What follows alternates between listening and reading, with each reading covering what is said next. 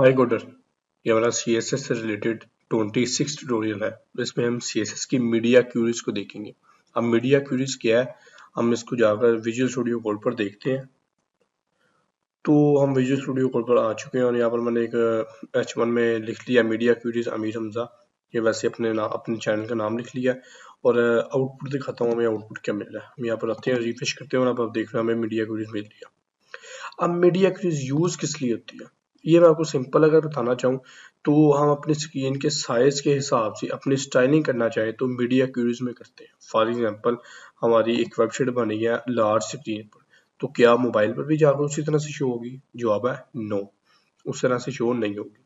उसके लिए हम मीडिया क्यूरीज से उस छोटी स्क्रीन के लिए भी हमें अलग से स्टाइलिंग करनी पड़ेगी, टैब के लिए अलग से स्टाइलिंग करनी पड़ेगी, लैपटॉप के लिए अलग से स्टाइलिंग करनी पड़ेगी और लार्ज स्क्रीन के लिए अलग से टाइपिंग करनी पड़ेगी। तो मैं आपको अभी के लिए यहाँ पर एग्जांपल देता हूँ मीडिया क्यूरीज को यूज किस तरह से करते हैं। मीडिया क्यूरीज लगाने के लिए मैं आता हूँ और यहाँ पर हम एक बॉडी कलर दे देते हैं, बैकग्राउंड कलर उसको देते हैं बॉडी को, हम बैकग्राउंड कलर दे देते हैं एक्वा और यहाँ पर आप देख सकते हैं ये लग गया, रिफ्रेश किया और लग गया। और अब मैं चाहता हूँ कि जब मेरा डिवाइस 500 पिक्सल पर आए तो उसका कलर रेड हो जाए, जो बैकग्राउंड कलर है वो रेड हो जाए मोबाइल डिवाइस के हिसाब से। तो उसके लिए मैं क्या करूँगा, यहाँ पर लिखूंगा मीडिया स्क्रीन @मीडिया स्क्रीन।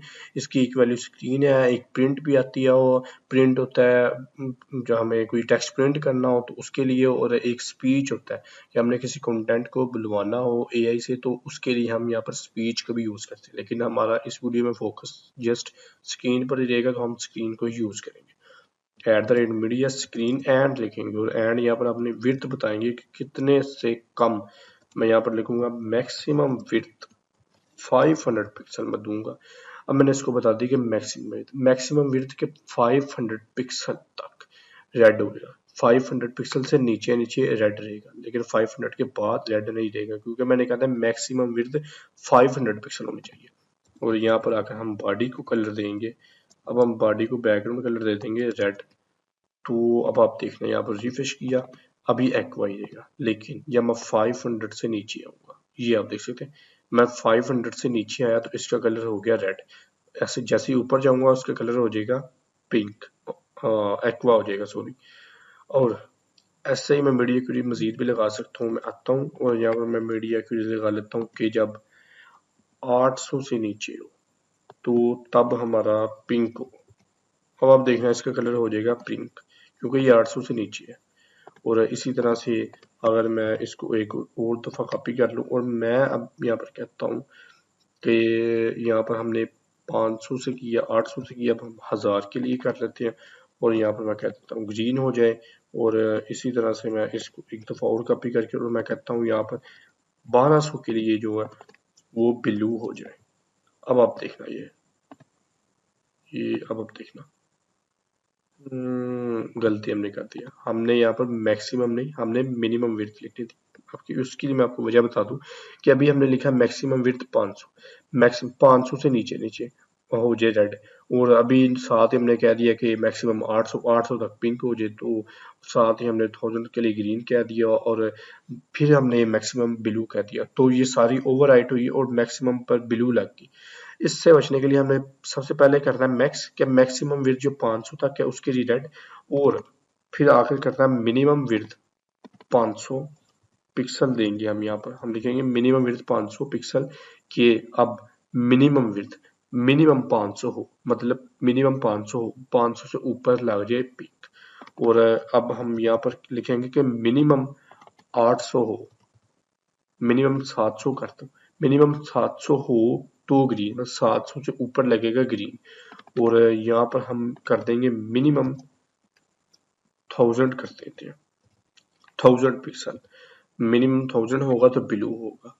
अब आप देखना रिफ्रेश करेंगे तो ये देखिए अब पिंक, पिंक के बाद अब हम जाते हैं और ग्रीन, ग्रीन के बाद आए तो ब्लू। इस तरह से हमारे पास जो हम कलर को चेंज कर सकते हैं और इस तरह से हम कोई भी टेक्स्ट को हम चेंज कर सकते हैं। ये हमारा सिंपल सा था मीडिया क्यूरीज और इसकी मैं आपको एक एग्जांपल भी दे देता हूँ। ये हमारी एग्जांपल मैं आपको दिखाता हूँ। हमने लास्ट वाली वीडियो में हमने ये वेबसाइट का लेआउट तैयार किया था। ये सिंपल सा हमने HTML और CSS की मदद से वेबसाइट का लेआउट तैयार किया था। अब ये रिस्पॉन्सिव नहीं है। अगर आपको कोई कहे रिस्पॉन्सिव वेबसाइट, तो रिस्पॉन्सिव वेबसाइट का मतलब होता है कि अगर लैपटॉप पर बनी वेबसाइट मोबाइल पर ओपन हो तो मोबाइल पर भी बिल्कुल एग्जैक्ट ओपन हो, और अगर वो टैब पर जाए तो टैब पर भी एग्जैक्ट ओपन हो। अगर अब मैं आपको कोड दिखाता हूँ, जो इसका आउटपुट था वो मैं आपको दिखाता हूँ। ये आप देख सकते हैं, हमें ये आउटपुट मिल रहा है। हमने ये जो वीडियो बनाई थी, आपको ऊपर लिंक मिल रहा होगा, आप मेरी ये वाली वीडियो देख लें, इससे आपको पता चलेगा कि हमने ये लेआउट तैयार किस तरह से किया था। अब देखना, मैं इसको जब स्मॉल स्क्रीन पर लेकर जाऊंगा तो ये डिज़ाइन खराब होगा। ये आप देख रहे हैं, रिफ्रेश किया और ये नीचे आ गया स्क्रॉल बार। ये स्क्रॉल बार नहीं आना चाहिए। क्यों? क्योंकि जब हम मोबाइल के डिवाइस के हिसाब से डिज़ाइन करेंगे, इस तरह से जब हम मोबाइल के डिवाइस के हिसाब से करेंगे, तो जो मोबाइल वाला यूज़र होगा वो बार बार स्क्रॉलिंग उसको ना करनी पड़े, उसको एक ही लाइन में, जो एक ही पेज में मिल रहा हो सारा कंटेंट, और वो इस तरह से स्क्रॉल करके कंटेंट को पढ़ सके। इसको हम करते हैं मीडिया क्वेरी से, हम इसको करते हैं रिस्पॉन्सिव। और तो अब आपको मीडिया क्वेरी बहुत अच्छे तरीके से भी समझ आएगी। मैं यहाँ पर आते हैं हम, ये जो कोड आप देख लेना इसको। अभी के लिए हमने जो मेन रैपर था, हमने उसको विड्थ दी हुई थी 1000 पिक्सल। तो मैं यहाँ पर नीचे आता हूँ और मैं यहाँ पर लिखता हूँ मीडिया क्वेरी, लिखते हैं हम यहाँ पर। हम वैसे अभी के लिए मैं कमेंट में लिख देता हूँ कि हमने यहाँ से मीडिया क्वेरी शुरू की है, मीडिया क्यूरीज। अब हम यहाँ पर शुरू करते हैं, हम लिखते हैं @मीडिया स्क्रीन एंड जो हमारी मैक्स विड्थ थी, हम करते हैं कि जो 1020 पिक्सल से जो नीचे आए, तो जो रैपर है हमारे पास उसकी तुम विड्थ कर दो। अभी के लिए हमने दी हुई थी यहाँ पर 1000 पिक्सल, तो इसकी हो जाए 800 पिक्सल। और इसी तरह से हम इसको एक और मीडिया क्वेरी तैयार करते हैं छोटी स्क्रीन के लिए। अब हम यहाँ पर कर देते हैं 810 कर देते हैं, 810 के लिए हो जाए 500। और एक और मीडिया क्वेरी तैयार करते हैं और उसमें हम लिखते हैं 810 और यहाँ पर हम 510 कर देते हैं। और जो विड्थ, अब हम विड्थ इसको दे देते हैं ऑटो, कि जो मोबाइल का डिवाइस हो उस हिसाब से अब तुम विड्थ ले लो। और यहाँ पर आकर अब देखना, रिफ्रेश किया, रिफ्रेश करते हैं हम, रिफ्रेश करते हैं और अब मैं स्मॉल करूंगा तो आप देखना ये डिज़ाइन ये नीचे चला गया। अब इसको भी सेट करते हैं, लेकिन अभी आप देख सकते हैं हम इसको रिस्पॉन्सिव बना रहे हैं और उसका डिज़ाइन ये भी नीचे चला गया। और ये देख सकते हैं आप, जब स्क्रीन का साइज छोटा हुआ और इसकी जो साइज है वो 500 पिक्सल हो गया, तो जो कंटेंट है वो ओवरफ्लो कर गया। अब हम इसको भी हैंडल करते हैं। तो हम कंटेंट को हैंडल करने के लिए हम यहाँ पर आते हैं, जो कंटेंट की डिव थी हमारे पास, हम यहाँ पर आते हैं और कहाँ पर ये हमारे पास जो कंटेंट लिखा हुआ है, हमने इसको विड्थ 700 पिक्सल की दी हुई है। अभी के लिए मैं इसको जो विड्थ है हम देते हैं यहाँ पर, जो इसकी विड्थ है, सॉरी यहाँ से कॉपी कर लेते हैं। अब मैं इसकी भी पिक्सल में दे देता हूँ कि स्क्रीन की पिक्सल के हिसाब से स्क्रीन जो विड्थ है वो उस तरह से लो। मैं यहाँ पर विड्थ कर देता हूँ 75% कर देता हूँ। और साथ वाला ये जो साइड बार आ रहा है इसकी भी हम विड्थ करते हैं। हम यहाँ पर आते हैं साइड बार लिया, और ये जो साथ साइड बार है इसको हम कर देते हैं 20% सॉरी कर देते हैं। आप इसको डिफाइन भी करना था कि इसकी विड्थ 20% करनी है। यहाँ पर कट किया और यहाँ पर लिखा विड्थ 20%। और अब आप देखना, यहाँ पर रिफ्रेश किया और इसी तरह से हम नीचे भी लगा देते हैं इस कंटेंट को, कि जब मैक्सिमम विड्थ 810 होगी तो क्या करना है, तब हम इसको कर देते हैं 65 और इसको हम कर देते हैं 30 कर देते हैं। और उसके बाद जो हमारे पास कंटेंट और विड्थ जो छोटी स्क्रीन के लिए आएगी उसके लिए हम विड्थ 100% कर देते हैं, हम कर देते हैं 100%।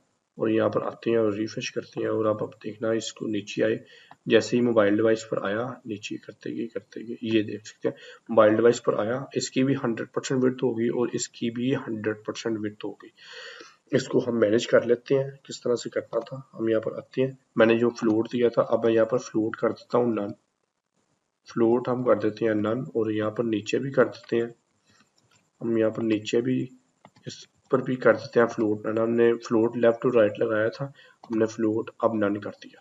और इसमें भी हम कर देते हैं अभी के लिए फ्लोट नन, और इस पर भी हम कर देते हैं नन। और यहाँ पर आते हैं और रिफ्रेश करते हैं।